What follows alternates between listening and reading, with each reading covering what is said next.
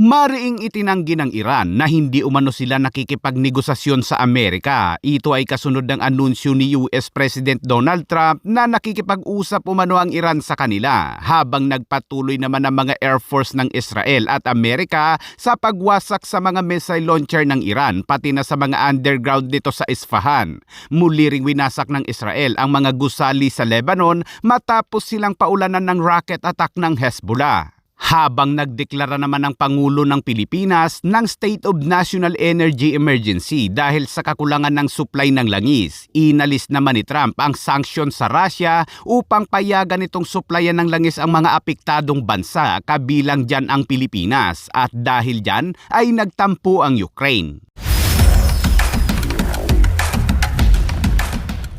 Sa update sa patuloy na gyera sa Middle East, matapos ipahayag ni Trump na nakikipag-usap umano ang Iran sa kanila, abay naglabas naman ng pahayag ang Iran kung saan sinabi ni Muhammad Ghalibaf na hindi umano nakikipag-usap ang Iran at hindi umano ito makikipag-ayos sa Amerika. Si Muhammad Ghalibaf ay dating pinuno ng IRGC Air Force at kalaunan ay hinangad ditong maging pangulo ng Iran kaya tumakbo ito. 4 na beses na tumakbo at 4 na beses ding natalo. Ngunit ngayon ay tila gusto umano nitong pamunuan ang Iran dahil nagtatago umano ang tunay na pangulo ng Iran. Habang ang United Arab Emirates naman at Saudi Arabia ay hinikayat si Trump na huwag umanong makipag-ayos sa Iran at ipagpatuloy lang ang pagwasak sa rehimen at handa umano silang sumali sa labanan kung kinakailangan. Sa isang magkasanib na pahayag ng Saudi at United Arab Emirates ay sinabi nilang nababahala sila dahil kapag itinigil umano ni Trump ang pag-atake, ang Iran ay muli lang umanong magpapalakas at magiging banta sa kanilang bansa. First of all, the Iranian regime are the enemy. They're sending us missiles and rockets. They're not sending us chocolates. So they are an enemy, a clear enemy. Sa kabila niyan, patuloy pa rin ang mga airstrike ng Israel at Amerika sa Iran kung saan ipinasilip ng US Central Command ang kanilang pagwasak sa mga missile launcher ng Iran. Nakuhanan din ang paglunsad ng Amerika ng kanilang mga missiles mula sa Kuwait patungo umano sa Iran, habang ang mga 18 Warthog naman ng Amerika ay patuloy ring umatake sa mga posisyon ng Iran-backed militia sa Iraq.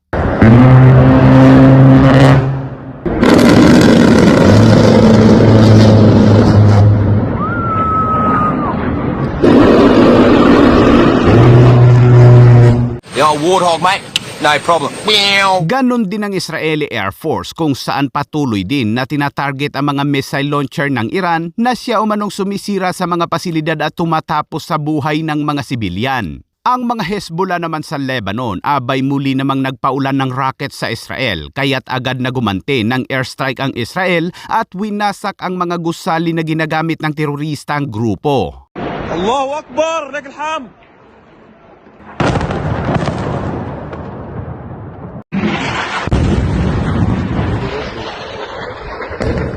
Muli namang binalikan ng Israel at Amerika ang iba pang mga pasilidad ng IRGC sa Isfahan. Dito ay naglabas din ng illustration ng Israel upang i-explain sa publiko kung bakit nila tinatarget ang Isfahan sa Iran at kung ano ang kanilang mga sinisira dito.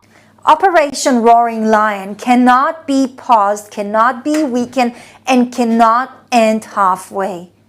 Because the people launching these missiles are not seeking coexistence, they are seeking destruction. And if they are not stopped, then they will try again and again and again. Israel did not choose this war, but Israel will finish it. We are in an existential fight, not just for our own survival, but as the front line of the free world against a regime that spreads terror, instability, and violence far beyond our region.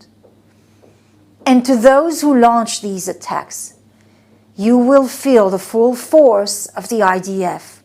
Not tomorrow, not someday, but now. This is the moment to stand firm. No hesitation, no blinking, no retreat. We will not stop until there is real security for our children, for our families, and until those who threaten them are no longer able to do so. Total victory is not a slogan, it is a necessity.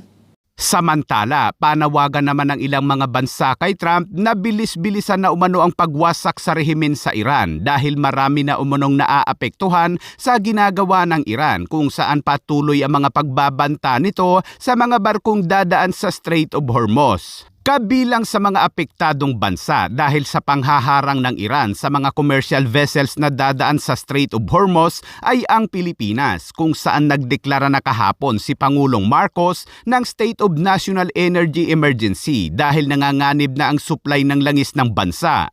Binanatan din ni Senator Ping Lacson si Trump kung saan sinabi nito na dahil sa kagagawa ni Trump ay labis na naapektuhan ang Pilipinas kaya't dapat umanong managot si Trump. Dahil dyan abay mga netizens naman ang bumanat sa kanya at tinawag siyang komedyante.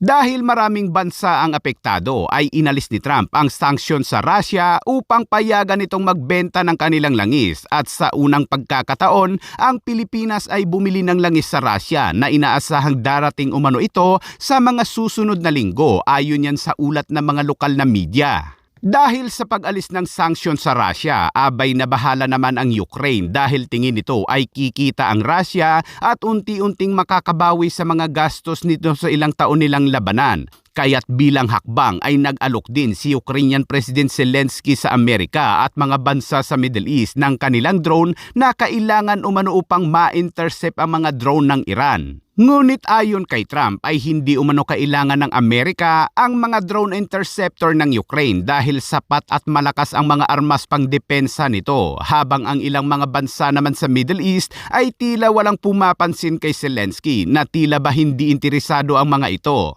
Dahil sa walang interesado sa alok ni Zelensky, sa isang pahayag ay sinabi nitong napakamahal ng bawat putok ng Patriot missiles ng Amerika kaya't dapat umanong drone nila ang gamitin dahil bukod sa mura ay napaka-epektibo naman umano dahil subok na nila ito sa Russia. Samantala, panuuri naman natin mga kabayan ang ilan sa mga pahayag ng US Central Command.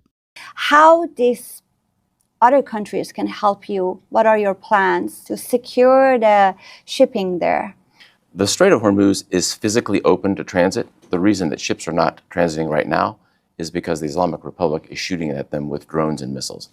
Our job, and consistent with our military objectives, is to decrease the Islamic Republic's Navy's ability to attack shipping, and we are getting after that every single day. That's why one of our objectives is to eliminate the threat from the Navy, to diminish the regime's capability to attack commercial shipping. We've been working on that since the very beginning.